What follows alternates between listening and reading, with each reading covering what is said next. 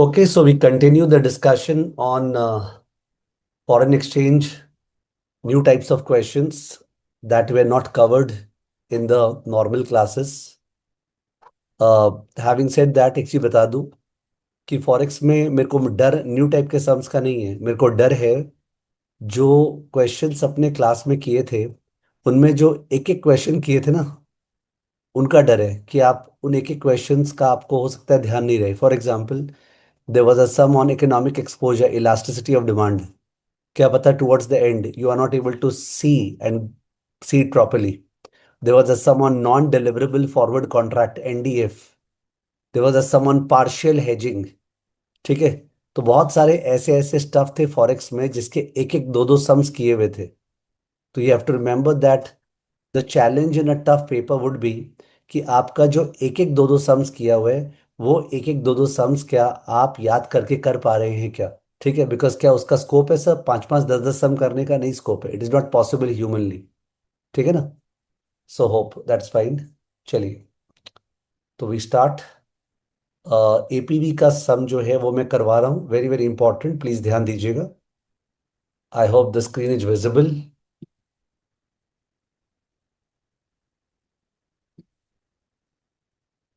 हम्म। So May 26 paper में,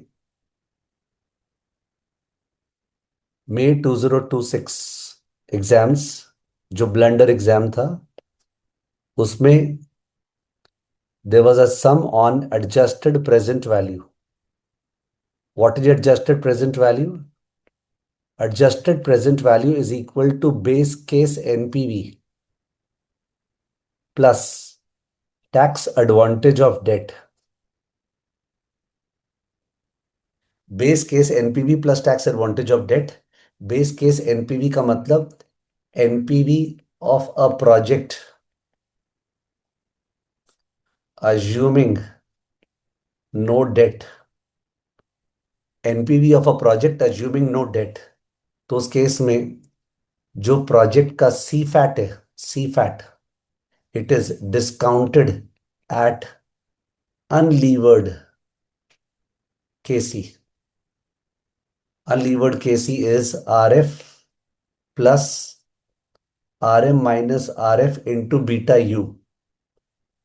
are F plus R M minus R F into beta U की project में कोई debt नहीं है, तो वे discount the cash flows of the project as if पूरा का पूरा इक्विटी के पास आ रहा है, there is no financial risk. Are F plus R M minus R F into beta U. You know beta U unlevered beta, asset beta. ठीक है। और टैक्स एडवांटेज ऑफ डेट जो है ना, वो है present value of interest tax shield discounted at interest rate on debt. Discounted at interest rate on debt. तो present value of interest tax shield discounted at the interest rate on debt, so that is the tax advantage of debt. ठीक है। अगर ये international project है, APV में international project है, तो उस केस पे यू हैव टू रिमेंबर कि जो करेंसी है, जो डिस्काउंट रेट है, दैट इज पेरेंट कंपनी का। जो पेरेंट कंपनी है उसका कैश फ्लोज होना चाहिए। तो अगर Indian company setting up a plant in UK, तो पाउंड में कैश फ्लोज को पहले रुपी में कन्वर्ट करना पड़ेगा, फिर डिस्काउंट करेंगे। It has to be in the parent company's cash flow. ठीक है। तो so that is APV, adjusted present value. It is based on the MM model. CA inter में एमएम मॉडल था। Value of a levered firm is equal to value of unlevered firm plus tax advantage of debt. Exactly same चीज को project में लगा दिया। ठीक है। तो सम देखते हैं। वेरी गुड, सम वापस से आ सकता है सम एग्जाम में। क्वेश्चन देख रहे हैं। So this is the file, May 26 में। This is the question. Okay, we are doing it आराम से। An Indian company is investing in a 2-year project in Europe. Initial investment 4 million। तो Indian company Europe में कर रहा है investment, तो euro में दिया हुआ है, अपने को रुपी में कन्वर्ट करना पड़ेगा, तभी डिस्काउंट कर पाएंगे। 4 million euro. Annual operating after tax cash flows 2.5 million, ये सी फैट हो गया। Life 2 years। Unlevered cost of capital 12%। आज का spot rate 90 per euro. Corporate tax rate 30%। Financing 50% debt finance होगा, तो जो 4 मिलियन है उसमें से 2 million will be debt. Borrowing India से, यूरो से, यूएस से हो सकता है, देखने में यूएस बेस्ट लग रहा है, बट जो करेंसी का इंटरेस्ट रेट गिरा रहता है that is at a forward premium, तो वो मेकअप हो जाता है। तो एक्चुअली तीनों का तीनों on a pre tax terms 9% ही है। ठीक है, that is what IRP teachers. Additional data, rupee पर डॉलर दिया है, डॉलर पर यूरो दिया है। इफ यू चेक 75 इंटू 1.290 आ रहा है, 75 इंटू 1.290 आ रहा है, तो all the cross rates and everything are matching. वापस से इंटरेस्ट रेट दिया है यूएस यूरोप का, बोलना चाह रहा है आईआरपी लगा देना। ठीक है, ऊपर में दिया था, बोलना चाह रहा है बोरो कर लेना। नीचे दिया है, बोलना चाह रहा है इंटरेस्ट रेट पैरिटी लगा के फॉरेन मैंने फोरकास्ट कर लेना। assume interest rate parity holds good and no transaction cost required. Identify which option is the cheapest and why. Identify which option is the cheapest and why. तो in that case, pre tax terms में अगर अपने tax shield भूल जाएं, तो उस case में तीनों ऑप्शंस सेम हैं। All the three options are the same, they will result in the same cost, because whichever currency is at a discount, is at a lower interest rate, that currency will be at a forward premium. ऐसा sums अपना किया हुआ है class में भी, कि sir जो euro है वो रूपी के अगेंस्ट में अप्रोक्सीमेटली 4% अप्रिशिएट होगा, और जो डॉलर है वो रूपी के अगेंस्ट में अप्रोक्सीमेटली 6% अप्रिशिएट होगा, such that effective cost Indian company को 9% ही पड़ने वाला है in a pre tax terms excluding tax shield. Okay, interest tax shield को छोड़ के। अब कोई स्टूडेंट अगर बहुत आगे चला गया और बोलेगा कि जो फॉरवर्ड प्रीमियम या फॉरवर्ड डिस्काउंट है वो भी पीएल में डेबिट होगा, उसका भी टैक्स शील्ड होगा, तो इतना आगे ये लोग जाते नहीं है। We don't have to go to that respect. ठीक है, मतलब वो हो गया अनड्यूली आपको एग्जाम में करने का मन नहीं है सम। तो फिर सर कौन सा ऑप्शन चुनेंगे? अपने वो वाला ऑप्शन चुनेंगे जिसमें इंटरेस्ट टैक्स शील्ड का present value, tax advantage of debt highest होगा, वो वाला ऑप्शन चुनेंगे। तो we have to find out the tax advantage of debt. ठीक है, तो जरा सा लिखना चालू करते हैं, पहले जरा सा ज्ञान समझाना पड़ेगा, उसके बाद जाके will show the tax advantage of debt. तो इधर आए, या answer number one, first part.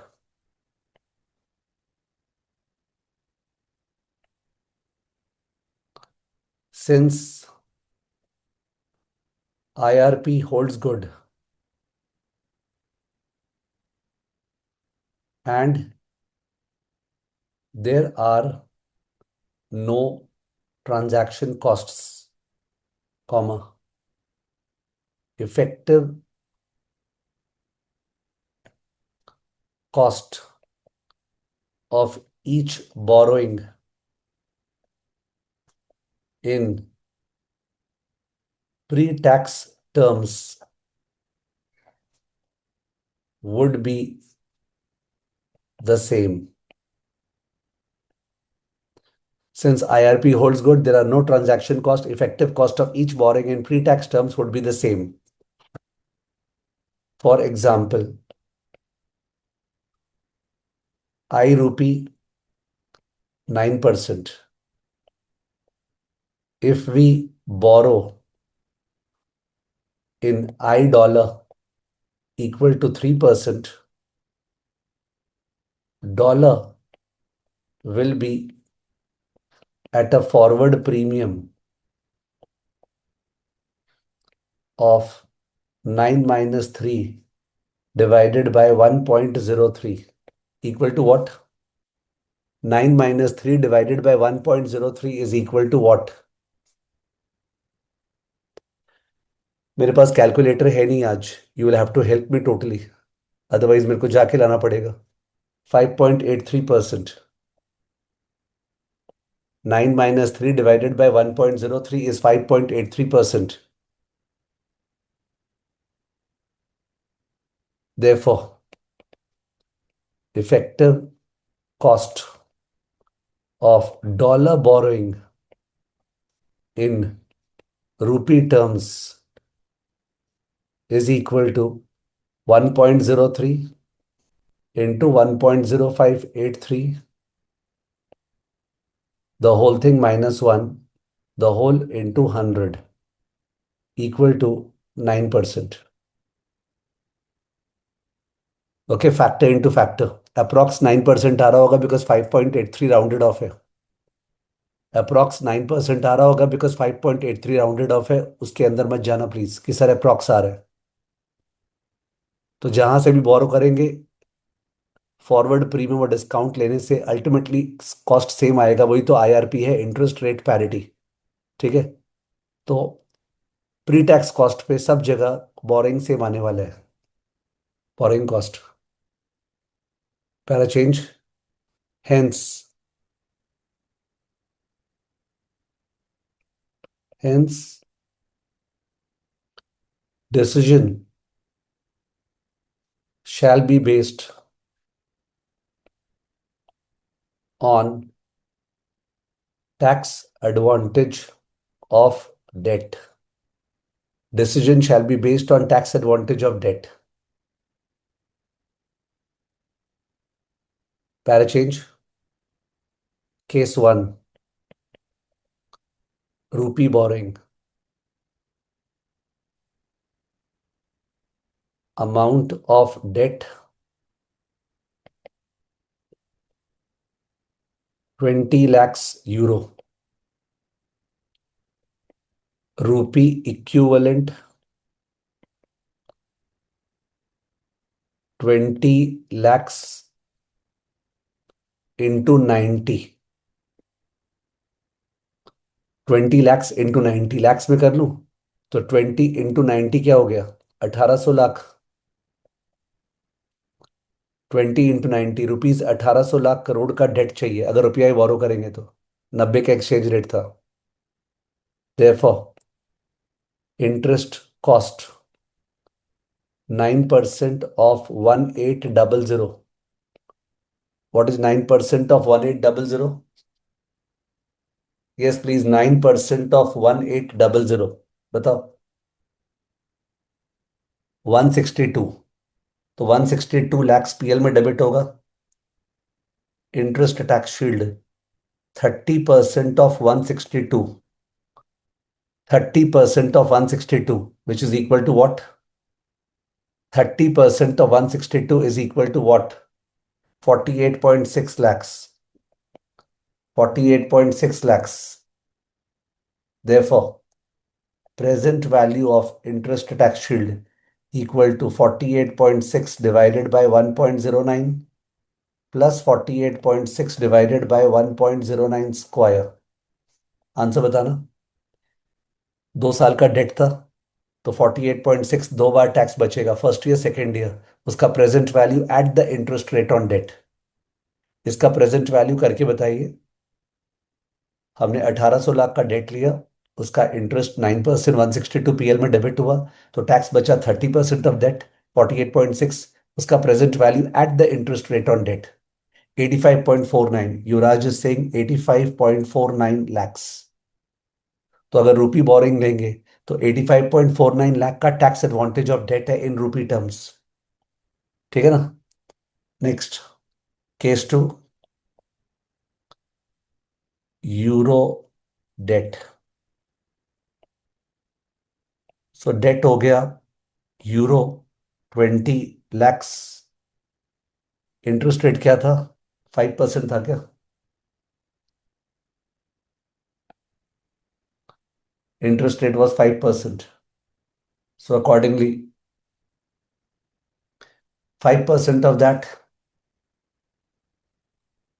Interest equal to 5% of 20 lakhs. कितना? Interest is 5% of 20 lakhs equal to what? 1 lakh euro. Tax shield ITS equal to 30% equal to 30,000। Therefore, tax advantage of debt equal to 30,000 by 1.05 plus 30,000 by 1.05 equal to, sorry, square. 30,000 by 1.05 plus 30,000 by 1.05 square. What is it? Tax advantage of debt, जो दोनों साल tax बचेगा उसका present value 30,000 का present value, annuity factor लगा सकते हैं आप, 1/1.05 इक्वल टू 2 बार GT इंटू 30,000। 55,782, 55,782.3, ठीक है, यूरो, इतना euro. Tax advantage of debt rupee terms में 55,782 इंटू 90, आज का एक्सचेंज रेट 90 था, तो 55,782 into 90, 55,782 into 90 equal to 55,782 into 90 is कितना? 50,20,400, 50,20,400, 50,20,400 अप्रॉक्स। ऊपर में 85,49,000 आया था। जितना ज्यादा इंटरेस्ट रेट होता है उतना ज्यादा टैक्स एडवांटेज ऑफ डेट आता है, जितना ज्यादा इंटरेस्ट रेट उतना ज्यादा टैक्स एडवांटेज ऑफ डेट आता है। Next, case 3। Case 3, dollar borrowing. तो डॉलर बोरिंग में dollar equivalent equal to 20 lakh euro था, तो 20 लाख यूरो एक्सचेंज रेट क्या दिया हुआ था, देख रहा हूं मैं। एक्सचेंज रेट दिया हुआ था अपने को यूरो डॉलर का 1.2, $1 इज 1.2 यूरो। डॉलर का रेट था 1.2, तो डॉलर का रेट 1.2 था, तो into 1.2, 20 lakhs into 1.2 is equal to what, 24 lakhs। 24 lakh, sorry ये तो यूरो था ना, डिवाइड होगा। 20 लाख वॉज यूरो, तो अपने इक्विवेलेंट निकाल रहे हैं। 20 lakh divide bye 1.2, 20 lakh divide bye 1.2, yes please. 20 lakhs divide by 1.2 होगा, वो 20 लाख यूरो था। एंड $1 इक्वल टू 1.2 यूरो दिया हुआ है, $1 इक्वल टू 1.2 यूरो दिया हुआ है। ठीक है, तो it comes to 16,66,667।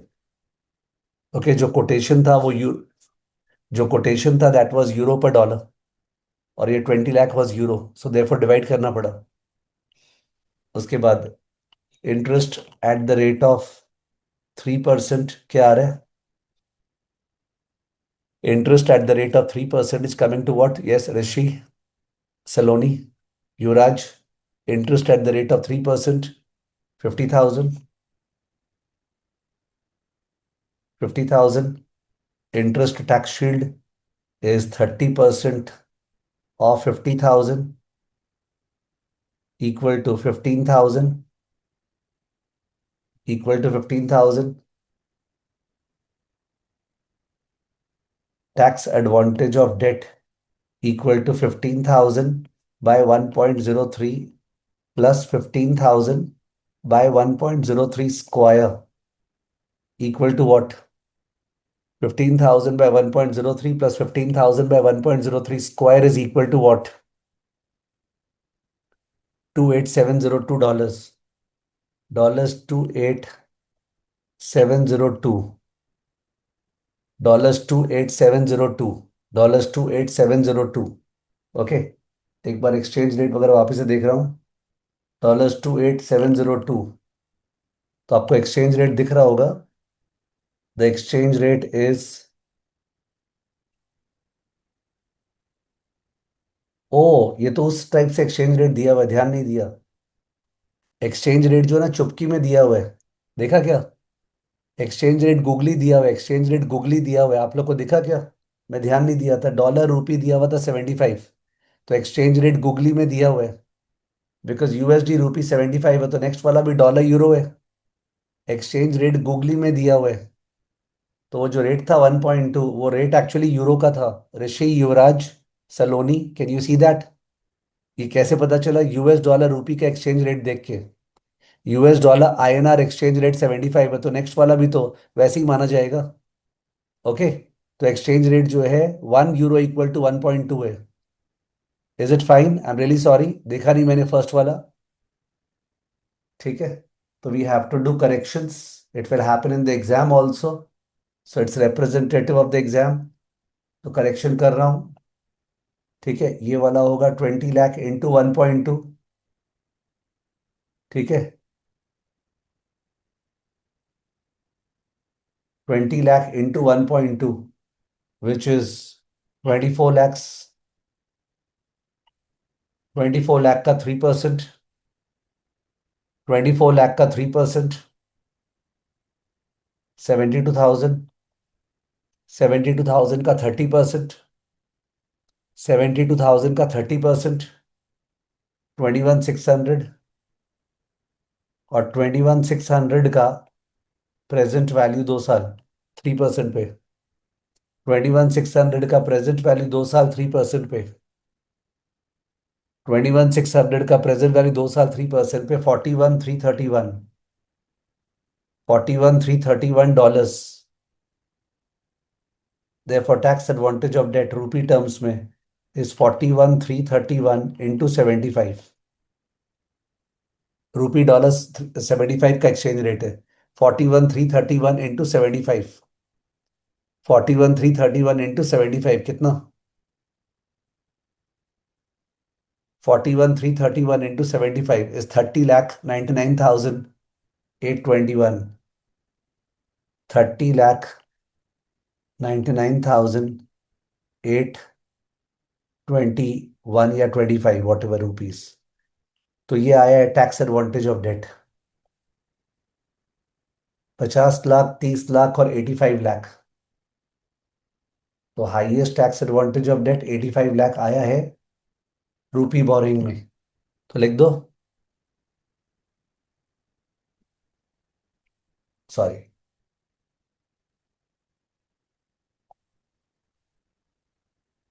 Summary. Alternative and टैड। Alternative rupee borrowing, euro borrowing, dollar borrowing. This is 85 lakh something. This is 50 lakh something. This is 30 lakh something. So obviously this one is the best. Okay. We go for rupee borrowing.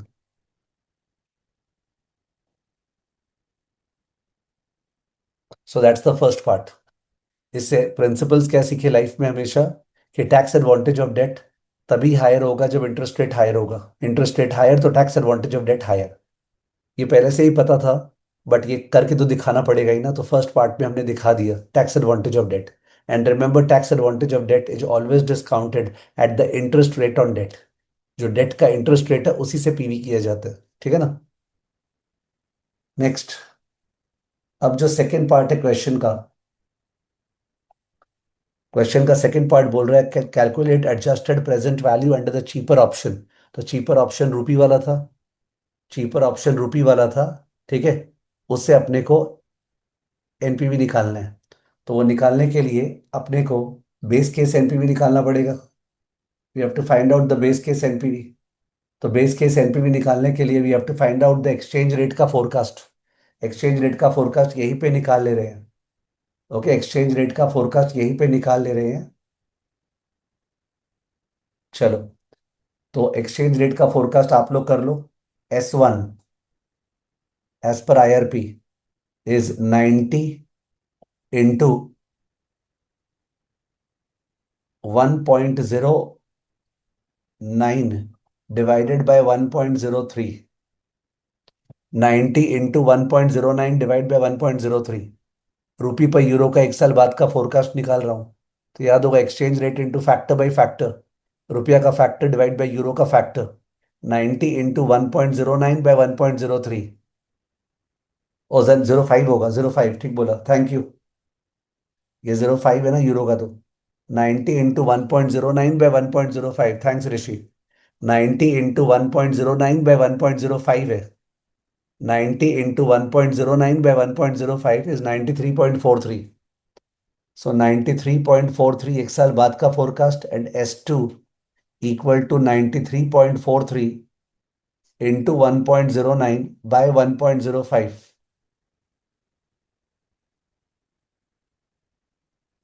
Yes, what is it? This is 96.99। This is 96.99। 96.99। अब ये जो cash flow आने वाला है 25 लाख और 25 लाख, उसको रुपया में चेंज करके, वो 25 लाख जो आने वाला है उसको रुपया में चेंज करके 12% जो है उसका डिस्काउंटिंग फैक्टर दिया है उससे टालना है। 12% अपॉर्चुनिटी कॉस्ट ऑफ कैपिटल से। तो करे 25 lakhs into 93.43।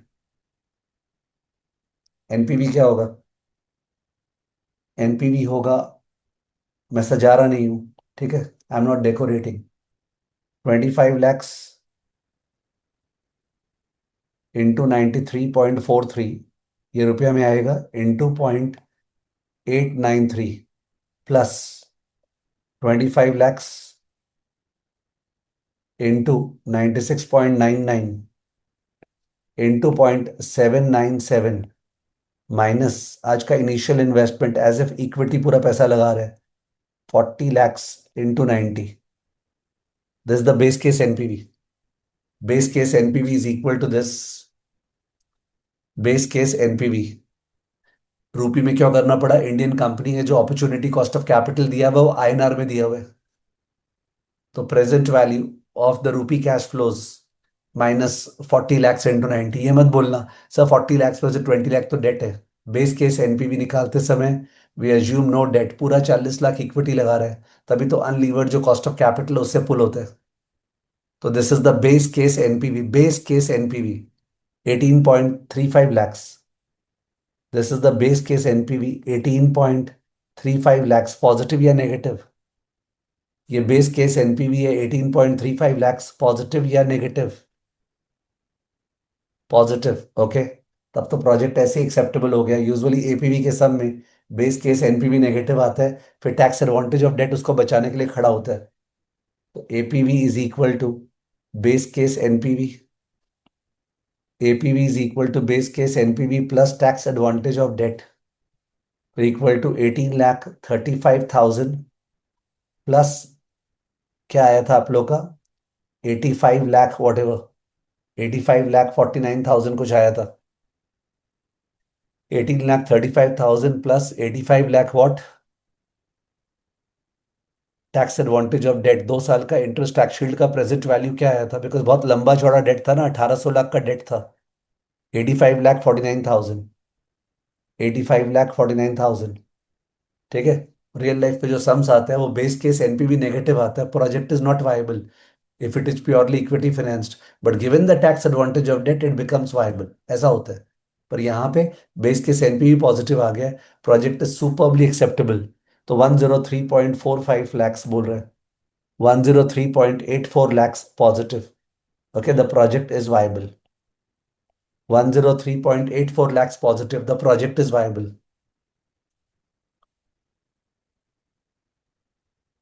Okay, 103.84 lakhs positive, the project is viable. तो now you can feel that अगर आपके एग्जाम में डायरेक्टली ये सम आता तो आपका वहां पे क्या हाल होता? आई थिंक दिक्कत होता, स्ट्रेस आता, बिकॉज मल्टीपल चॉइस ये लोग का रॉन्ग था। तो स्ट्रेस से गुजरते हुए आप इस सम पे आते, मेरे ख्याल से it is difficult to do the sum patiently because oxygen flow really hurts। जब स्ट्रेस आता है ना तो ऑक्सीजन जाता नहीं है, ब्रेन सेल्स का वर्किंग जो है इनएफिशिएंट हो जाता है, बिलीव मी इट हैपेंस। तो ये लोग 5 नंबर 10 नंबर ग्रेस मार्क्स दे दे स्टूडेंट्स को इस पेपर में, पर that is not what makes it, ठीक है। खासकर उनको मल्टीपल चॉइस गड़बड़ नहीं देना चाहिए था। ऋषि बोल रहा है I did this sum yesterday I felt hell. या बिकॉज यहाँ बैठ के कूलली इन द रूम, ठीक है, इट्स अ डिफरेंट थिंग। इसीलिए क्या है, आपका एक्सपोजर अगर बढ़ रहा है, if your exposure is going up, Jayesh is saying base case NPV 41835050 आ रहा है। आई डोंट नो बाकी लोगों ने तो बोला है, नोबडी है argued. 25 lakhs into 93.43 into 0.893 plus 25 lakhs into 96.99 into 0.797 minus 40 lakh into 90। तो जयेश तो बाद में चेक कर लेना, अभी क्या करें? I think the rhythm is okay. Saloni ही बोल रही है बेस केस एनपीवी का फिगर गलत बोला है, जिसने ही बोला है ना 18,35,000।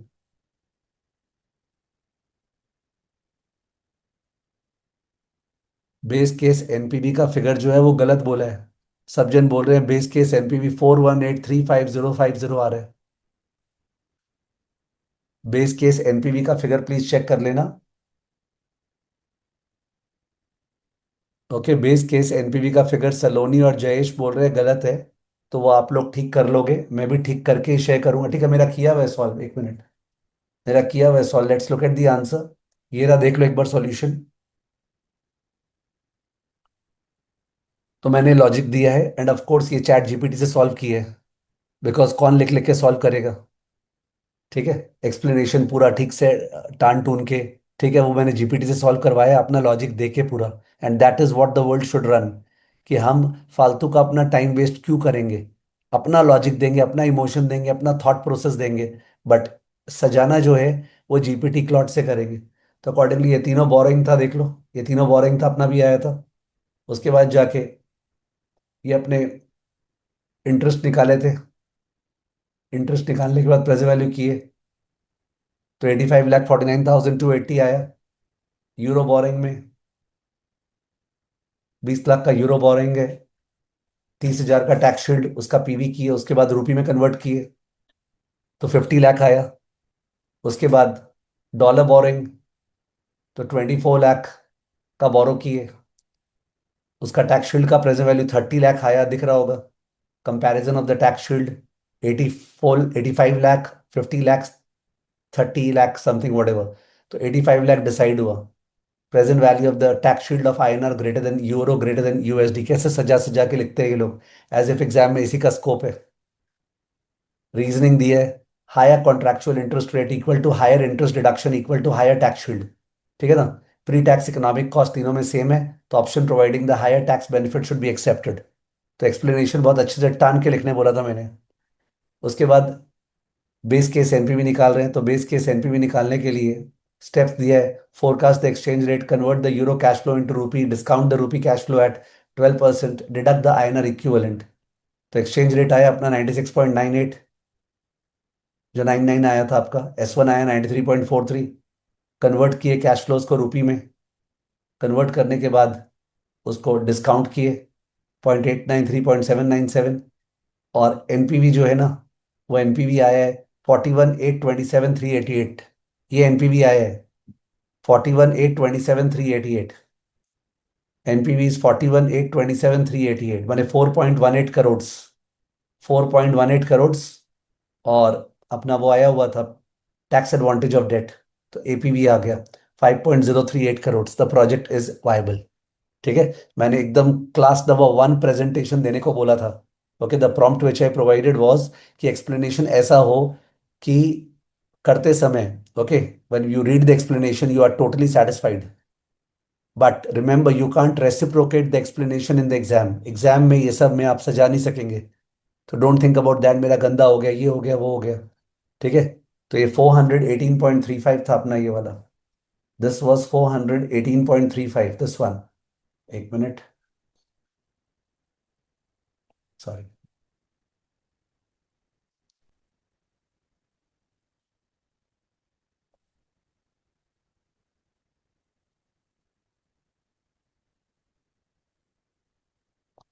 आई थिंक थोड़ा सा पोर्शन मेरा उड़ गया है, जो मैं किया था। कुछ क्लिक होने से वो थोड़ा सा पोर्शन मेरा उड़ गया है, ठीक है ना? तो आप लोग संभाल लेना उसको। एक्सप्लेनेशन दिया जा रहा है। Rishi is asking a question. Doubt आ रहा है कि टैक्स शील्ड 90 से क्यों कन्वर्ट होगा इंस्टेड ऑफ 93.43 एंड 96.99। ओके, ऋषि, सुनना प्लीज, सुनना। जो टैक्स शील्ड है ना, वो इंटरेस्ट रेट से उसका पीवी किया जाता है। आई रिपीट, टैक्स शील्ड का प्रेजेंट वैल्यू इंटरेस्ट रेट से किया जाता है। कौन से इंटरेस्ट रेट से? जिस करेंसी में बोरो किए हैं। तो यूरो का टैक्स शील्ड यूरो का इंटरेस्ट रेट से पुल होगा। डॉलर का टैक्स शील्ड डॉलर का इंटरेस्ट रेट से पुल होगा। तो अगर मैं यूरो के इंटरेस्ट रेट से और डॉलर के इंटरेस्ट रेट से पुल करने वाला हूं, तो जाहिर है मैं रुपी में टैक्स शील्ड क्यों निकालूंगा? मैं पूरा का पूरा टैक्स शील्ड का प्रेजेंट वैल्यू आज निकाल लिया, और निकालने के बाद आज कन्वर्ट किया रुपया में। अगर मैं डॉलर का टैक्स शील्ड और यूरो का टैक्स शील्ड को वहीं पे कन्वर्ट कर देता हूँ रूपी में, तो तुम बोलना चाह रहे हो सर रूपी का इंटरेस्ट रेट से पीवी करेंगे, दैट इज नॉट अलाउड।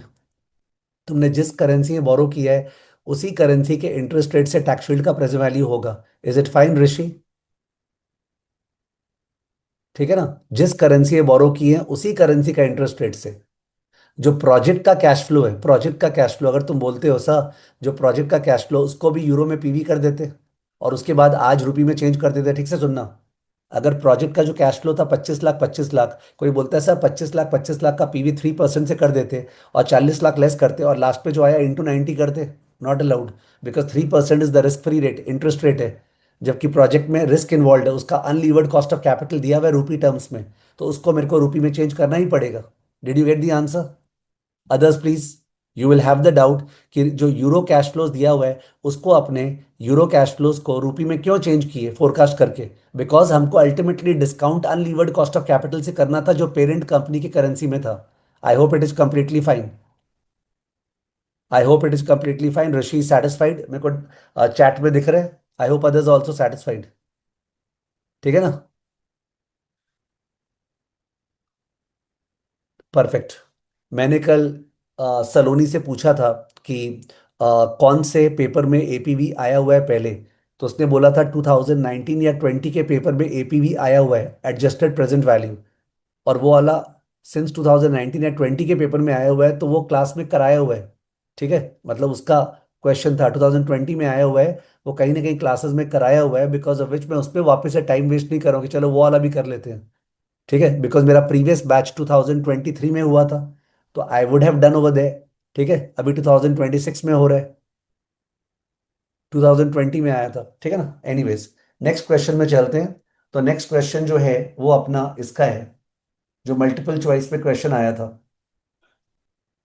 ये May 26 का ही जो मल्टीपल चॉइस पे क्वेश्चन आया था उसको देख रहे हैं।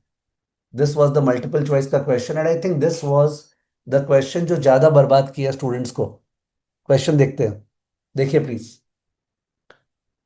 Green Agro Exports Limited entered into a 3-month forward contract on 1st Jan 2026 to buy US $2 lakhs. Import payment due 1st April, एकदम ठीक है। अपने 1st Jan में खड़े हैं और 1st April का 3-month फॉरवर्ड बाई किया है। 1st Jan में खड़े हैं, 1st April का 3-month फॉरवर्ड बाई किया है। रेट दिख गया होगा 84, दिखा क्या? जो डेट है ना 1st Jan, उस पे लास्ट कॉलम 84। 84 पे 3-month फॉरवर्ड बाई किया। आई होप ये सबको क्लियर है। 84 पे 3-month फॉरवर्ड बाई किया, तो अपने को पे करना है 2 लाख इंटू 84। अपने को पे करना है 2 लाख इंटू 84 1st April को।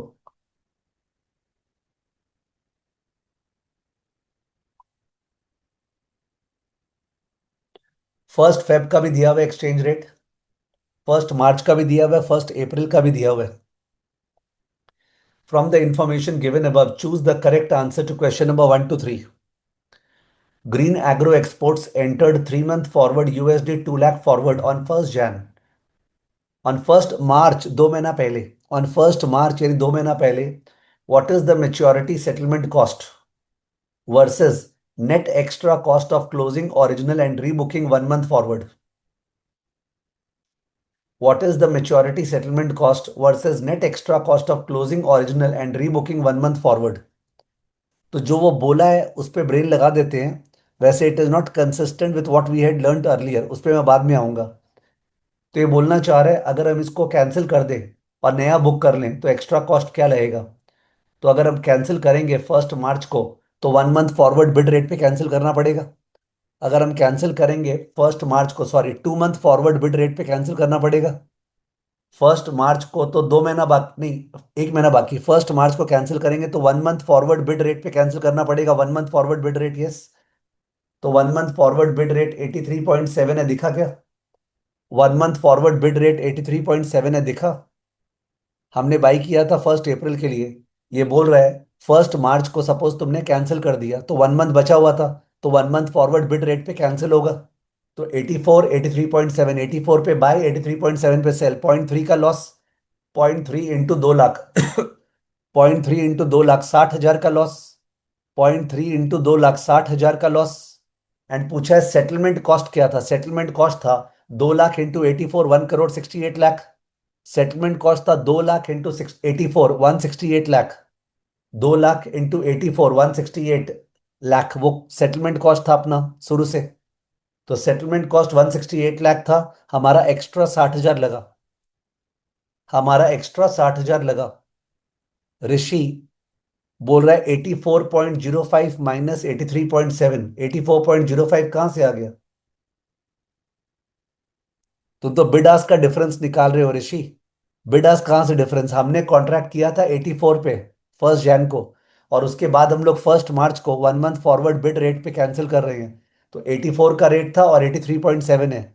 ओके, तो इन दैट केस वो डिफरेंस। तो ऋषि क्या बोल रहा है? ऋषि बोल रहा है सर रीबुक कर रहे हैं।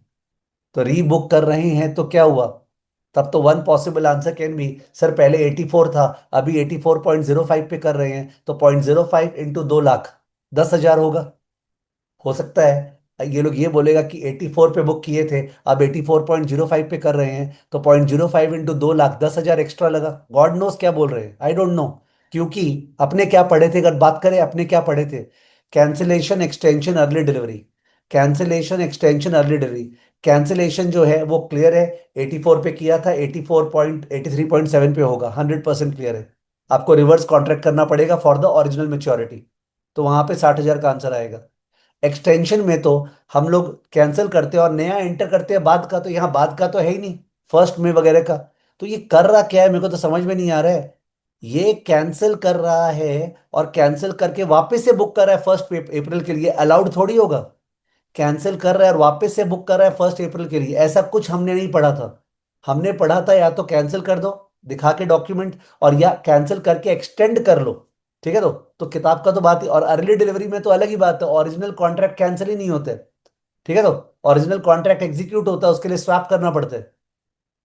तो वेदर आंसर ए होगा या आंसर बी होगा, आई डोंट नो। ऋषि तुम जो सी बोल रहे हो वो तो एकदम भी नहीं लग रहा है मेरे को, हो सकता है एग्जाम में हो भी। या लेट्स अंडरस्टैंड, मैं जो May 26 का आंसर डिस्कस कर रहा हूं वो मैं अपने हिसाब से डिस्कस कर रहा हूं। सीए इंस्टीट्यूट आंसर निकाला नहीं है अभी तक। वो लोग कब निकालेगा? जब रिजल्ट आएगा। रिजल्ट के बाद वो 10 या 15 दिन रिकरेक्शन का टाइम होता है ना, रीचेकिंग में भेजने का। तो रीचेकिंग में स्टूडेंट देख नहीं पाए आंसर, ठीक है, वो देख लेगा तो स्टूडेंट आर्ग्यू करेगा ना कि आपने सजेस्टेड आंसर में ये लिखा है। तो काश वो देख नहीं पाए, कमती लोग रीचेकिंग में भेजे, उसके बाद जाके ये लोग निकालेंगे सजेस्टेड आंसर। इसको बोलते हैं बदमाशी का एपिटोम। ओके, जो बदमाशी का एपिटोम होता है, दिस इज द बदमाशी का epitome which the C institute does.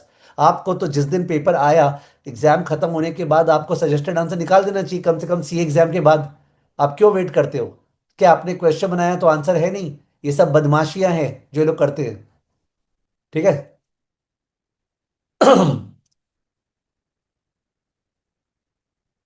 Okay, Rishi बोल रहे sir I am doing cancellation cost plus rebooking cost. हो सकता है ये भी आंसर, ऋषि मैं बोल रहा हूं हो सकता है। ऋषि क्या बोल रहे हैं? सर 84 से 83.7 पे कैंसिल किए तो 60,000 का लॉस, एंड उसके अलावा नया कॉन्ट्रैक्ट 84.05 पे बुक किए तो 5 पैसे का और लॉस, तो 70,000। ये बोल रहे ऑप्शन नंबर सी। सुन रहे हो क्या? एंड ये मत बोलना कि सर आप कंफ्यूज कर रहे हैं, मेरे को नहीं पता ना क्या बोल रहा है ये। आई यू गेटिंग माई पॉइंट? कम से कम तीनों लॉजिक तो ध्यान रखो।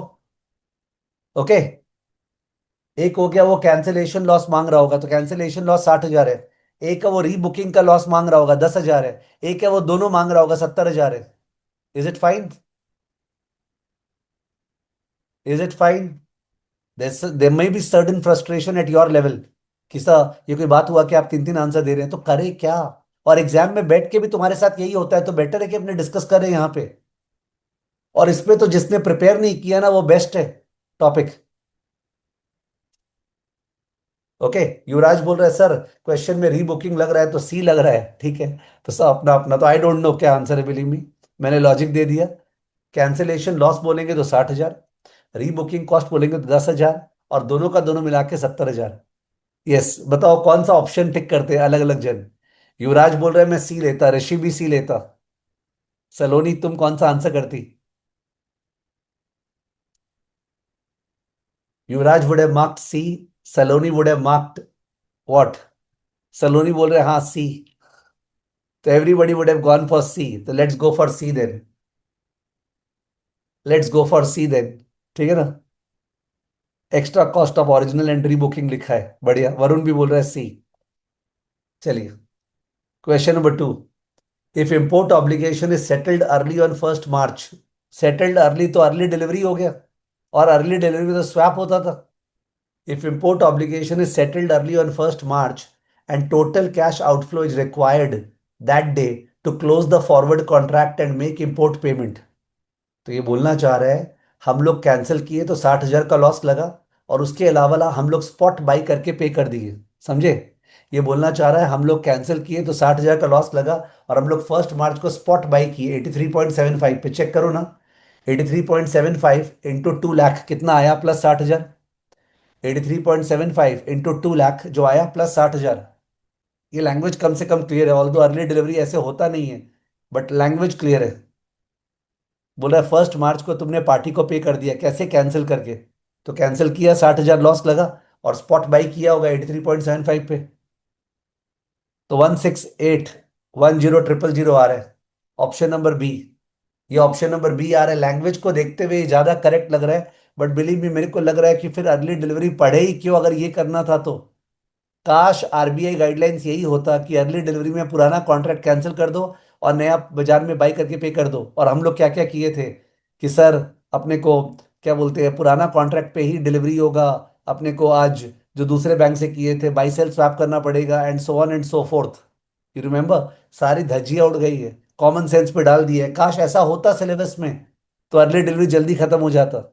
खैर, ये समझ में आ गया ना सबको? ये समझ में आ गया क्वेश्चन नंबर 2? कोई भी एग्जामिनेशन जो है दुनिया में, प्रोफेशनल एग्जामिनेशन, सी एग्जामिनेशन को छोड़ के, हर एग्जामिनेशन में जो मल्टीपल चॉइस है उसका डीप एक्सप्लेनेशन होता है।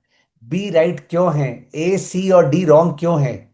C institute is the only institute जहां मल्टीपल चॉइस जो है उस पर एक्सप्लेनेशन नहीं दिया हुआ रहता है, because they operate under conditions of non transparency. तो मेरे को लगता नहीं है जो अकाउंटिंग स्टैंडर्ड्स पे ट्रांसपेरेंसी ट्रांसपेरेंसी लिखा रहता है, उसको ये लोग क्या तो फॉलो करते होंगे इन द ऑडिट, और तभी राजेश एक्सपोर्ट जैसा कांड होता है ऑडिट में। ठीक है, मेरे तरफ से बड़ाई सुन के मानेगा। Question number 3। Green Agro Exports Limited cancels the import and closes the US$ 2 lakh forward Jan 1 2026 84 का। What are the mark to market gain और loss on the following dates? Okay. बोल रहे अगर कैंसिलेशन 1 फेब को करते तो क्या लॉस होता, 1 मार्च को करते तो क्या लॉस होता, 1 अप्रैल को करते तो क्या लॉस होता। तो 1 फेब को करते तो कैंसिल होता 2 मंथ फॉरवर्ड। 2 मंथ फॉरवर्ड का रेट क्या था, 83.95। तो 84 और 83.95 कितना हुआ, 0.05 ना, into 2 lakh 10,000। Option number A and B. 1 मार्च को करते तो 1 मार्च को करते तब तो 1 मंथ फॉरवर्ड तो 60,000 आया ही था। और 1 अप्रैल को करते तो स्पॉट, स्पॉट माने किस पे, 84.2 पे। तो अपने को फायदा होता 20,000 का, फायदा होता 40,000 का, 40,000 का फायदा, 40,000 का। तो आंसर है सी। दिख रहा है आपको? अगर अपने 1 फेब को कैंसिल करते तो 10,000 का लॉस, 1 मार्च को करते तो 60,000 का लॉस, और 1 अप्रैल को करेंगे ऑन द मेच्योरिटी डेट तो 40,000 का फायदा। 40,000 का फायदा। ऋषि बोल रहा है ए। ओ, तो ए और सी में क्या डिफरेंस है, 1 मिनट। हाँ, ए होगा ना। A is the answer. Answer is A. 10,000 का लॉस, 60,000 का लॉस और 40,000 का फायदा। 10,000 का लॉस, 60,000 का लॉस और 40,000 का फायदा। Is it fine? ये सबसे सिंपल, और ये वाला क्वेश्चन अनएम्बिगुअस लग रहा है, clear cut. You remember, cancellation के लिए रिवर्स करना पड़ता है at the original forward date को लेके। ऋषि बोल रहे हैं but my doubt yesterday was it really mark to market. Yes it was. Okay, was it really mark to market? If you talk that way, mark to market, हाँ, mark to market में सल्टाने का ही लिया जाता है कि मैं एक फॉरवर्ड पोजीशन में खड़ा हुआ हूं। और ये अकाउंट्स में काम आता है कि सपोज हम लोग एक फॉरवर्ड कॉन्ट्रैक्ट एंटर कर रखे हैं, और उसके बाद जाके बैलेंस शीट डेट आ गया। तो बैलेंस शीट डेट आ गया तो बुक्स में हम लोग उसका मार्क टू मार्केट कैसे करेंगे, उसका रिवर्स करके, कि आज के दिन उसको रिवर्स करते तो क्या होता, तो रिवर्स में बिड रेट यूज होगा। Yes Rishi. Mark to market के लिए अगर आपने आस्क किया था तो बिड से ही मार्क टू मार्केट होगा, नए वाले आस्क से नहीं होगा। ठीक है। मार्क टू मार्केट में आपका रिवर्स के हिसाब से ही मार्क टू मार्केट होता है। ठीक है। बढ़िया। So this was the question. I think we have a confusion in question number 1। We are okay with question number 2 and 3, although conceptually I am deeply hurt by question number 2। Because अगर early delivery ऐसे होता तो वो सब क्यों करवाया था, swap and all that stuff. ठीक है। तो ये था May 26 के पेपर का दो क्वेश्चंस फॉरेक्स का। एपीवी में कुछ मिस्टेक नहीं था, इसके अंदर मिस्टेक था। Okay. Now we move to further questions. तो फर्दर क्वेश्चंस कर रहे हैं एपीवी के बाद और इसके बाद May 26 के बाद। तो फर्दर क्वेश्चंस है, ये वाला क्वेश्चन देखिए।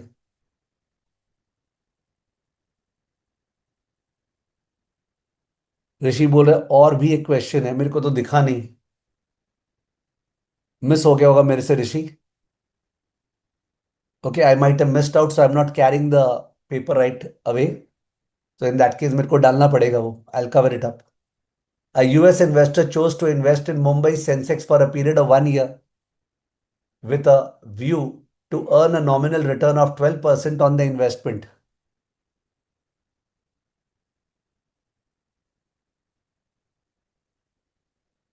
The relevant information is given below. FII का सम है, यूएस इन्वेस्टर मुंबई में इन्वेस्ट कर रहा है। साइज ऑफ द इन्वेस्टमेंट, ये कितना जीरोज है, 1 2 3 4 5 6। ओके, तो it's 5 million। Spot rate 1 year ago 46.5055। तो पहले डॉलर को बेचा 46.50 पे, बेचना चालू करते हैं।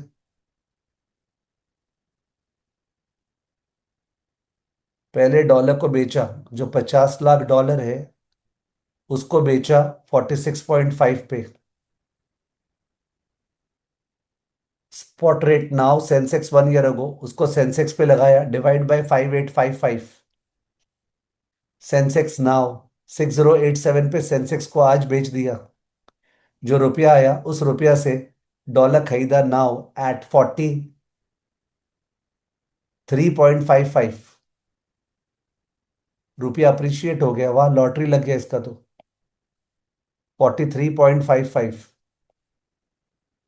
Is it fine? 50 lakh dollar को पहले बेचे 46.5 पे 1 साल पहले, उससे शेयर खरीदे, डिवाइड बाय 5855। आज शेयर को बेचे इंटू 6087, वो जो रुपया आया उससे वापस डॉलर खरीदे एट द आस्क रेट 43.55। तो ये टोटल कितना रुपया आ रहा है, सॉरी कितना डॉलर्स आ रहा है, ये टोटल कितना डॉलर्स आ रहा है। तो this is coming to 55,50,232.81, Yuvraj बोल रहे हैं। Double check please. This is coming to 55,50,232.81। 55,50,232.81। This is coming to, please confirm, आज कैलकुलेशन बहुत मिस्टेक्स हो रहे हैं, कभी मेरे से कभी आप लोगों से।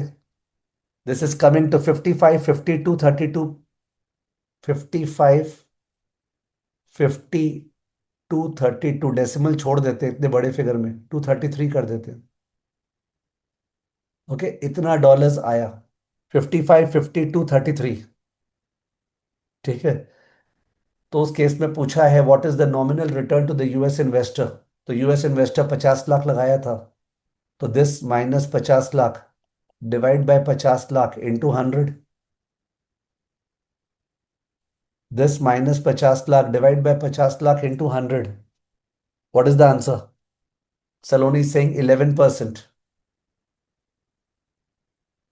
Okay, 11% is the answer. 11% is the answer, approx 11% nominal return. और जब तक वो 11% कमाया तब तक यूएस में इन्फ्लेशन क्या हो गया, 2%। तो उसका रियल रिटर्न पूछा है, तो real return is 1.11 divided by 1.02 minus 1। 1.11 divide by 1.02 minus 1। 1.11 divide by 1.02 minus 1 क्या? 1.11 divide by 1.02 minus 1, 8.82%। International Fisher effect, 8.82%, 8.82% real return. अगर दिमाग पूरा जोर से चल रहा है और मजा आ रहा है लगाने में, तो उस केस में 11% और एक तरीके से निकाल सकते थे। देखो सर, जो स्टॉक है उसमें हमने कितना कमाया, इसका रिटर्न बताना, इसका रिटर्न क्या है। अगर एक स्टॉक 5855 से 6087 हो गया, व्हाट इज द रिटर्न? 5855 से 6087, व्हाट इज द रिटर्न? 11% और एक तरीके से निकाल सकते थे, बता रहा हूं सर। 3.96% है। This is the nominal return for the Indian investor, part three का answer. Nominal return for the Indian investor 3.96%। तो यूएस वाला भी ये कमाया। एंड यूएस वाला यूएस वाला जो है ना, वो डॉलर बेचा था 46.5 पे और डॉलर खरीदा 43.55 पे। रुपया वाइज बात करें तो यूएस वाला जो है ना, वो बेसिकली रुपया को बाई किया था 1/46.5 पे, और रुपया को सेल किया है 1/43.55 पे। समझ रहे हो? यूएस वाला रुपया को बाई किया 1/46.5 पे, और रुपया को सेल किया 1/43.55 पे। तो इन दैट केस रुपी का परसेंटेज अप्रिसिएशन क्या है? रुपी का परसेंटेज अप्रिसिएशन क्या है? तो रुपी का percentage appreciation is the difference 46.5 minus 43.55 divide by 43.55 into 100। This is rupee का अप्रिसिएशन। याद होगा, S minus F by F करते हैं अगर वो प्राइस करेंसी का पूछता है तो। 46.5 माइनस 43.55 डिवाइडेड बाय 43.55 किया मैंने, S minus F by F. S minus F divided by F, dollar का नहीं पूछा, रूपी का पूछा है। तो 6.89%। तो 6.89% इज रूपी का अप्रिसिएशन, रूपी का अप्रिसिएशन। तो यूएस वाला क्या कमाया? 3.96% एंड 3.96% एंड 6.89%। यूएस वाला। तो फैक्टर इंटू फैक्टर -1 करो। कोई कोई 6.77 बोल रहा है, कोई कोई 6.9989 बोल रहा है। क्या हो रहा है वरुण सलोनी? मैं बोल रहा हूँ 46.5। ओ 46.5 minus 43.55 divided by 43.55 into 100, what is it? ठीक से बोल दो। 46.5 माइनस 43.55 डिवाइडेड बाई 43.55। मैंने गलत लिखा है क्या? 43.5 है? नहीं, 5 नहीं है, 55 है। बाद में बाई किए थे। 43.55 है, 5 नहीं है, 43.55 है। मैंने सही लिखा है। आई एम लुकिंग एट वो कौन कौन से रेट पे ट्रांजैक्शन किया था। तो 6.77 आ रहा है, वरुण का गलत था। ये 6.77 है। 6.77%। Okay. So accordingly 1.0396, 1.0396 into 1.0677, the whole thing minus 1, the whole into 100। 1.0396 into 1.0677, the whole thing minus 1, the whole thing into 100। 11% exact आ रहा है। करना नहीं है, ये कॉन्फिडेंस देता है। जब अमाउंट दिया हुआ एग्जाम में तो मैंने मना किया हुआ ऐसे मत करना, करना इसी तरीके से। बट ये आपको कॉन्फिडेंस देता है कि यार पूरा चीज आता है खोल खाल के। ठीक है। एंड आई एम रियली, मैंने आई पिटी दोज पीपल जिन लोग को ये चीज समझ में नहीं आता और मजा नहीं आता है कि नहीं यार वैसे नहीं करेंगे। तो इसका मतलब आप पहले से तो दिमाग का लेवल गिरा देते हो ना। आपका मन होता है दिमाग ज्यादा नहीं लगाएंगे, इस तरीके से बैठते हो जो लोग ऐसे करते हैं।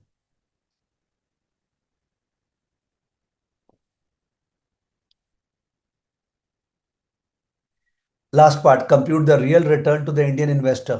तो रियल रिटर्न, इंडियन इन्वेस्टर 3.96% कमाया, और तब तक इंडिया में 6% इन्फ्लेशन हो गया, उसका तो रियल रिटर्न नेगेटिव है। 1.0396 divide by 1.06 minus 1, 1.0396 divide by 1.06 minus 1, the whole into 100, negative है। बिकॉज जब तक आपने 4% कमाया तब तक चीजों का दाम 6% बढ़ गया। -1.92%।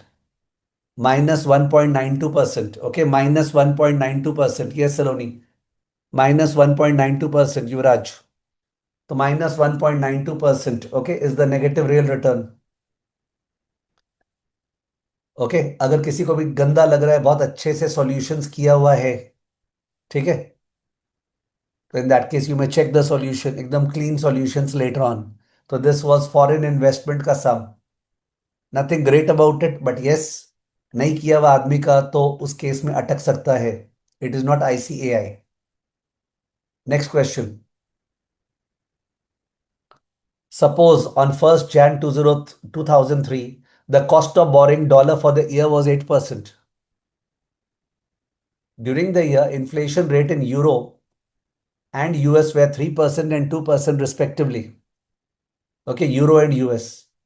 If Euro per dollar quote available in the market where exchange rate on the date of availing the loan, okay, loan ले रहे हैं, उस समय exchange rate $1 equal to 0.78 euro था। $1 equal to 0.78 euro. Exchange rate on the date of repaying the loan $1 equal to 0.9 euro. तो dollar appreciate हो गया। Dollar appreciate हो गया। You are required to calculate the real cost of borrowing. Real cost of borrowing inflation हटा के, borrowing dollars in euro terms. यानी कि कोई यूरोपियन कंपनी डॉलर बोरो की है, यूरोपियन कंपनी डॉलर बोरो की है। तो अगर यूरोपियन कंपनी डॉलर बोरो किया है तो कॉस्ट का दो पार्ट है। एक पार्ट है इंटरेस्ट विच इज 8%। दूसरा पार्ट है डॉलर का अप्रिसिएशन। तो डॉलर का अप्रिसिएशन कितना हुआ है? 0.78 से 0.9 परसेंटेज अप्रिसिएशन बताना। 0.78 से 0.9 डॉलर का परसेंटेज अप्रिसिएशन बताना। आपने डॉलर बोरो किया $100, $108 चुकाना था, और $108 चुकाने गए तो डॉलर का रेट बढ़ गया तो आपको और ज्यादा चुकाना पड़ा। तो 15.38%। तो ये भी कॉस्ट है, डबल कॉस्ट है। नंबर वन, आपने $100 बोरो किया, $108 चुकाना था, और $108 बाई करने गए उस समय तो और ज्यादा रेट लग गया। 15.38% extra. therefore effective cost is equal to 1.08 into 1.1538 whole thing minus 1 the whole into 100. 1.08 into 1.1538 the whole thing minus 1 the whole into 100, 24.61%। 24.61%। Sir ये होता थोड़ी इतना ज्यादा कॉस्ट होता है, डेढ़ होशियार लोगों का।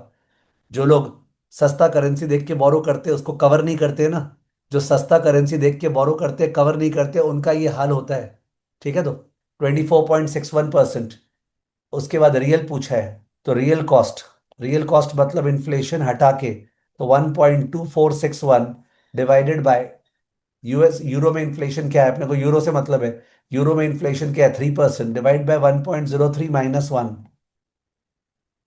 1.2461 divided by 1.03 the whole thing minus 1।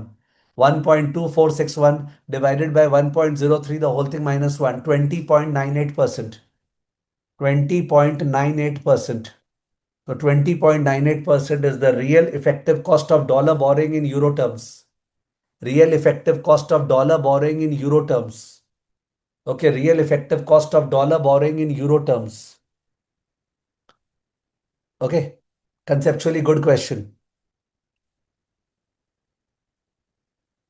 एक सम किए थे, याद है मेरे को, इंस्टीट्यूट का आया हुआ है, फॉरेक्स में कर लिए थे या बॉन्ड में करने वाले हैं, जिसमें ड्यूरेशन इन्वॉल्व है। ड्यूरेशन नहीं, मेरे ख्याल से वो बॉन्ड में करने का बोला था मैं।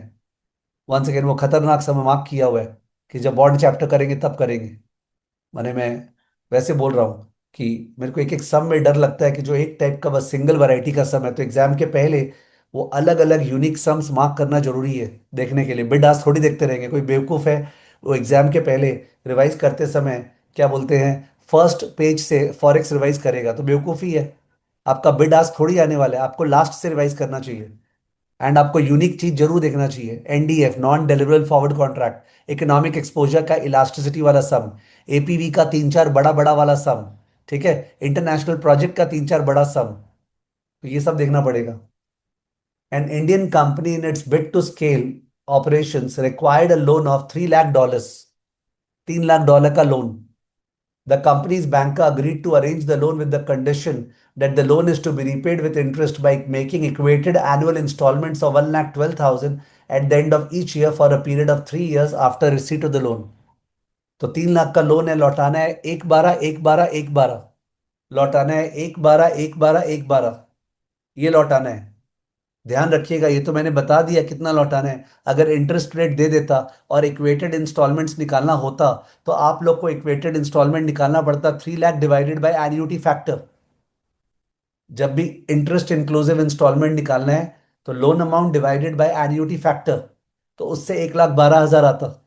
बिकॉज इक्वल इंस्टॉलमेंट क्या होता है, हम 3 लाख में 1 लाख प्लस ब्याज लौटाएंगे, 1 लाख प्लस 3 लाख पे इंटरेस्ट, फिर 1 लाख प्लस 2 लाख पे इंटरेस्ट, फिर 1 लाख प्लस 1 लाख पे इंटरेस्ट, वो होता है इक्वल इंस्टॉलमेंट, प्रिंसिपल इक्वल है। और इक्वेटेड मतलब इंटरेस्ट इंक्लूसिव इंस्टॉलमेंट, तो 3 lakh divided by annuity factor. ठीक है। The current exchange rate for US dollar is 47.7, current exchange rate is 47.7। तो आज अपने घर पे आया 3 lakh into 47.7। Expected appreciation of रूपी in the first year is 1%, next 2 years is 2% and 3% respectively. रूपी का अप्रिसिएशन बोला है। हो सकता है मैंने ये क्वेश्चन सॉल्व करते समय कंसेप्चुअली अपने तरह से किया होगा, बिकॉज अगर रूपी का अप्रिसिएशन है, एक्सचेंज रेट दिया हुआ है क्या? 47.7 एक्सचेंज रेट दिया हुआ है, तो रूपी का अप्रिसिएशन है। तो ट्रूली स्पीकिंग रूपी के बारे में बोला है तो डिवाइड का एडजस्टमेंट होना चाहिए, यानी 47.7 डिवाइडेड बाय 1.01। उसके बाद रूपी का डेप्रिसिएशन है, तो जो रेट आया डिवाइडेड बाय 0.98, फिर जो रेट आया डिवाइडेड बाय 0.93। ओके, हो सकता है मैंने ऐसे किया हो in the solution, but institute ऐसे नहीं करता है। इंस्टीट्यूट क्या करता है, रूपी का अप्रिसिएशन मतलब डॉलर का डेप्रिसिएशन, तो वो लोग करेंगे 47.7 इंटू 0.99, याद है क्या? यहाँ पे जो सॉल्यूशन प्रोवाइड किया हुआ है, हो सकता है मैंने एक्यूरेसी से कर दिया होगा। क्वेश्चन पूछा है, you are required to determine the effective cost of funds in rupee to the company, effective cost of funds, तो दो सम दे दिया बोरिंग का। एक सम जो दिया इसके पहले वाला, उसमें कोई भी एब्सोल्यूट फिगर नहीं था, कंसेप्चुअली था इंटरेस्ट रेट के बेसिस पे। और ये वाला सम में एब्सोल्यूट फिगर है। एब्सोल्यूट फिगर आप समझ रहे हो क्या है? कि अगर अपने बात करें 0, 1, 2, 3, तो 0 में हमारे पास 3 लाख डॉलर आया। जो आया उसको मैं नेगेटिव दे रहा हूं, जो जाएगा उसको पॉजिटिव लिख रहा हूं, बिकॉज वो नॉर्मल है, ये जाएगा। अब एक्सचेंज रेट अभी 47.7, उसके बाद एक्सचेंज रेट करेक्टली स्पीकिंग होना चाहिए 47.7 डिवाइड बाय 1.01, बट इंस्टीट्यूट करता है 47.7 इंटू 0.99। तो टेल मी 47.7 इंटू 0.99। रूपी का अप्रिसिएशन मतलब डॉलर का डेप्रिसिएशन, रूपी का अप्रिसिएशन मतलब डॉलर का डेप्रिसिएशन, तो 47.223 आ रहा है, 47.223। उसके बाद 47.223, और बोल रहा है रुपया गिरेगा इस बार, तो डॉलर बढ़ेगा इंटू 1.02। 47.223 इंटू 1.02 बोलो, 47.223 इंटू 1.02, बोल रहा है रुपया गिरेगा मतलब डॉलर बढ़ेगा 48.17। और फिर 48.17 इंटू 1.03, फिर से रुपया गिरेगा मतलब डॉलर बढ़ेगा, फिर से रुपया गिरेगा मतलब डॉलर बढ़ेगा, तो 49.612।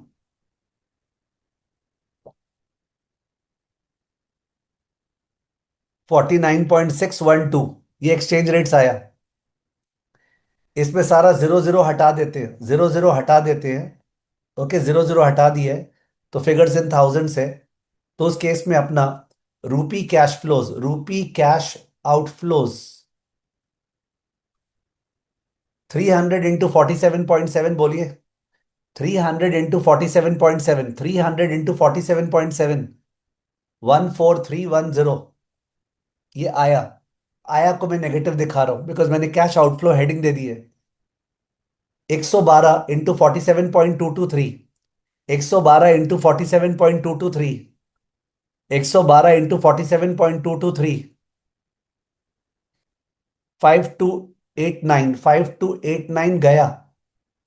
112 इंटू 48.17, 112 इंटू 48.17, 112 इंटू 48.17, 5395 गया। 112 इंटू 49.62, 112 इंटू 49.62, 5557 अप्रॉक्स भूल के भी टोटल मत कर देना, ये अकाउंट्स नहीं चल रहा है, फाइनेंस चल रहा है।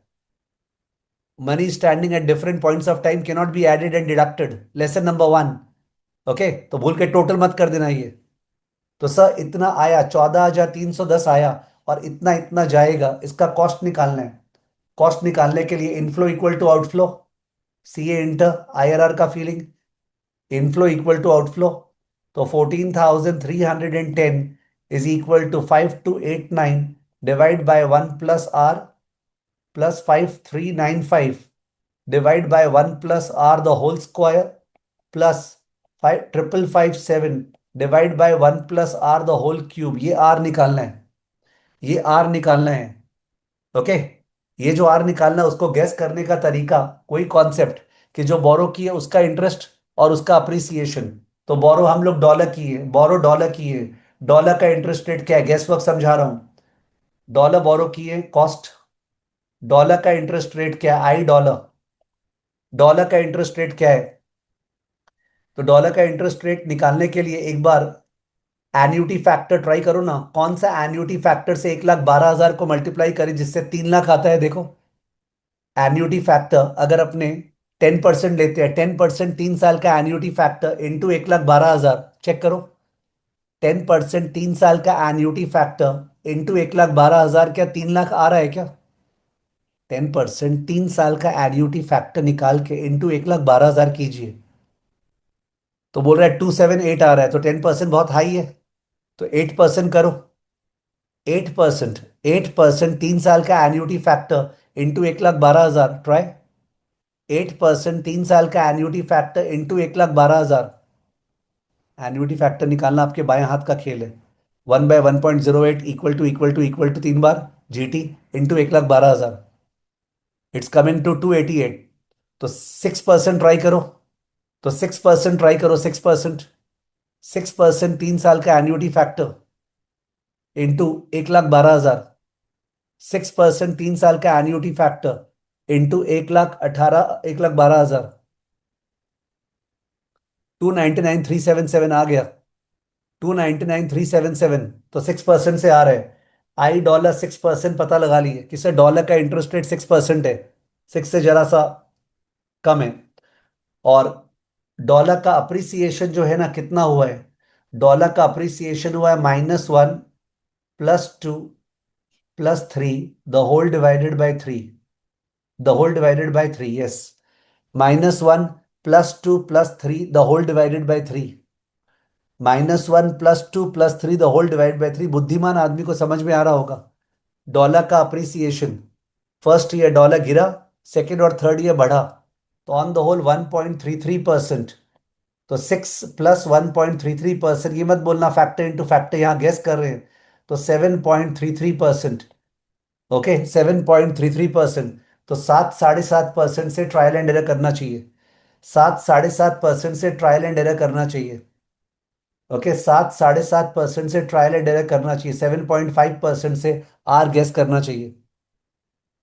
ओके, और लगता है कि सर इसमें ज्यादा टाइम लग गया, ज्यादा टाइम लग गया बिकॉज डॉलर का इंटरेस्ट रेट दिया हुआ नहीं था, मान रहा हूं मैं। यूजुअली दिया रहता है तो इजी हो जाता है। तो अगर ज्यादा लगता है तो आप मन से गैस कर लेना सीधा, मन से 10% से स्टार्ट कर देना, क्या हर्ज है। ठीक है, तो 7.5% जो है उससे करीब गैस होगा। यहाँ पे जो सॉल्यूशन मेरा किया हुआ है, वो सॉल्यूशन जो किया हुआ है मेरा, उसके अनुसार वो 6.5 लिखा है मैंने, क्लोज टू किया नहीं है, मैं भी थक गया था। ठीक है, तो 6.5 लिखा है यहाँ पे अपने, ठीक है वॉटेवर। बिकॉज वो 6 नहीं आ रहा था ना, 6 से कम आ रहा था इंटरेस्ट रेट, इसलिए लिखा होगा, वो भी तो जो चेक करने से होगा। ठीक है, तो चेक करना पड़ेगा। ऋषि के पास कैलकुलेटर या एक्सेल है तो वो बोल रहा है सर 6.55% आंसर आ रहे हैं, दैट्स फाइन, गुड। ठीक है, प्रोसेस इज इंपॉर्टेंट। ये एक अजीब सम है जो सारे के सारे टेक्स्ट बुक में दिया हुआ है, ये एक अजीब सम है जो सारे के सारे टेक्स्ट बुक में दिया हुआ है, इसलिए डर लग रहा है क्या पता एग्जाम में आ गया तो। अजीब है, इजी है, मैकेनिकल है, बट भर भर के बुक्स में दिया हुआ है, तो ये हूबहू छप के आ सकता है।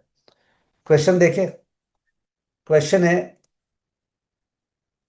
UPL has acquired an export order to export 10 million rupees of formulations to a European company।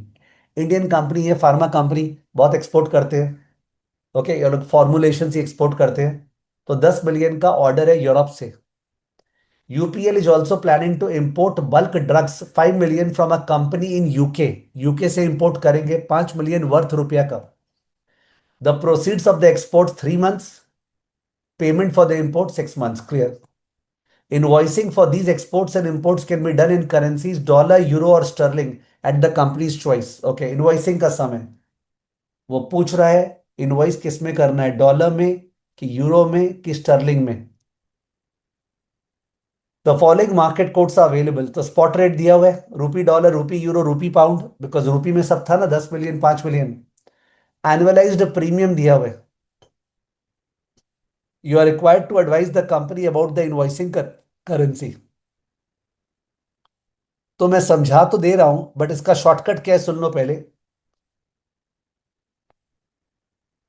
क्या बोलते हैं, आते समय जब अपने पास आ रहा है पैसा, एक्सपोर्ट किए, तो उस करेंसी में इनवॉइस करेंगे जिसमें फॉरवर्ड प्रीमियम हाईएस्ट है। आई रिपीट, अपने उस करेंसी में इनवॉइस करेंगे जिसमें फॉरवर्ड प्रीमियम हाईएस्ट है। कौन से करेंसी में फॉरवर्ड प्रीमियम हाईएस्ट है? डॉलर।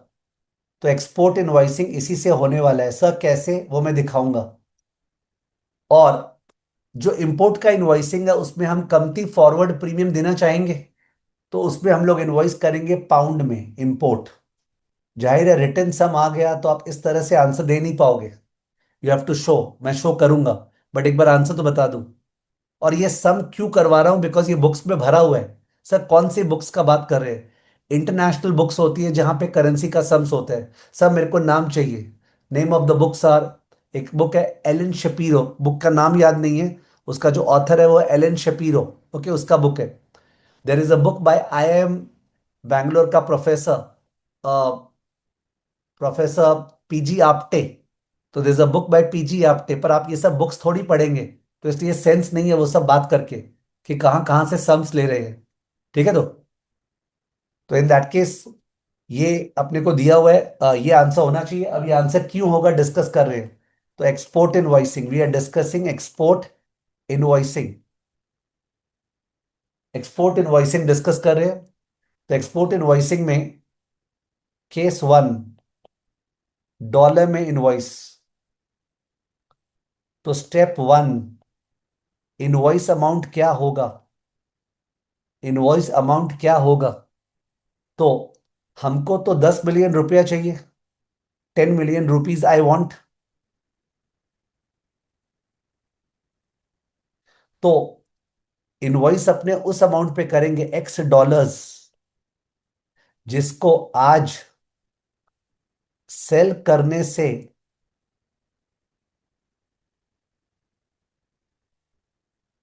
₹10 मिलियन आता। हम लोग उस अमाउंट पे इनवॉइस करेंगे जिसको आज सेल करने से 10 मिलियन आता। ये टोन ठीक है क्या? सर उतने डॉलर्स पे इनवॉइस करेंगे जिससे आपके पास आज 10 मिलियन रुपीज आता। ये टोन ठीक है क्या? डॉलर का इनवॉइस अमाउंट वो होगा जिसको आज बेचने से 10 मिलियन रुपया आता। इज दिस टोन ओके सलोनी, ऋषि, युवराज, वरुण? तो उस केस में आज हम लोग डॉलर्स को इनवॉइस करके बेचते बेचते तो 47.1। तो इसका मतलब X is equal to 10 million divided by 47.1। निकालना मत, ये इनवॉइस अमाउंट होगा। ये इनवॉइस अमाउंट होगा, निकालना मत। No need to calculate, please let it be. 10 million by 47.1 वही इनवॉइस अमाउंट होगा। अब ये इनवॉइस कर दिए, अब इनवॉइस कर दिए तो ये अमाउंट आने वाला है अपने पास 3 महीने बाद। ठीक है, ये आने वाला है, ये आने वाला है 6 महीने, 3 महीने बाद ये आने वाला है, 3 मंथ्स के बाद। तो स्टेप टू में इसको forward sale, 3 month forward sale. तो 3 मंथ फॉरवर्ड सेल, तो फॉरवर्ड रेट क्या है? 3 month forward rate is the spot rate right now 47.1, bracket 1 plus annualised premium क्या था? 6%। तो 1 प्लस 0.06/4, सिंस 6% एनुअलाइज्ड प्रीमियम है, तो इन दैट केस 3 मंथ का प्रीमियम क्या होगा? 1.5%।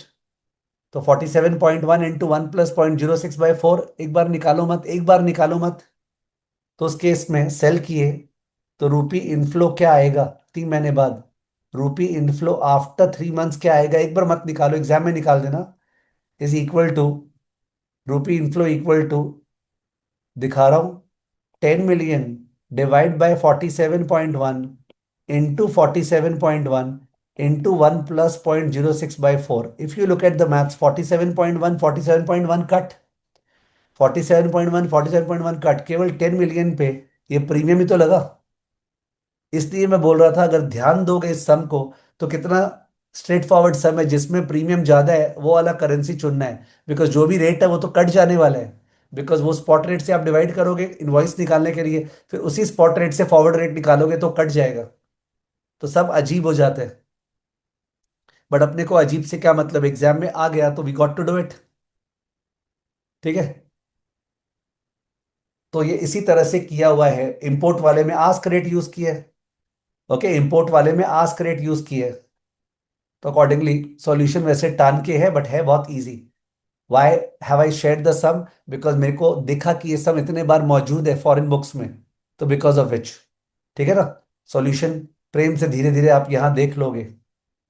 ठीक है, एंड दैट इज इट। केवल मेरे ख्याल से May 26 का एक क्वेश्चन नंबर 1A था जो ऋषि बोल रहा है, वो मैं भूल गया। ठीक है, वो मैं अलग से डाल दूंगा ये क्लास को अपलोड करते समय। I will put the sum, and here we are. ये फॉरेक्स का एक्स्ट्रा एक्सपोजर हुआ।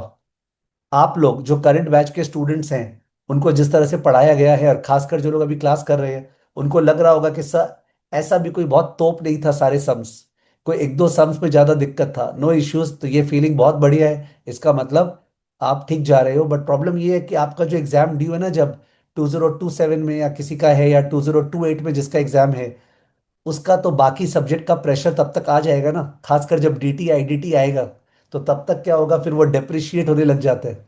समझ गए, तो ये इशू है। चलिए, so that's it. Tomorrow we are getting into portfolio management. Portfolio management का अपने नए तरह का सम्स करने वाले हैं कल सुबह। पोर्टफोलियो मैनेजमेंट थोड़ा बहुत रिवाइज करना है तो कर लेना कॉपी को फ्लिप करके, इससे रिवीजन का टेक्निक भी पता चल जाता है। ठीक है, तो चलो, बाय बाय।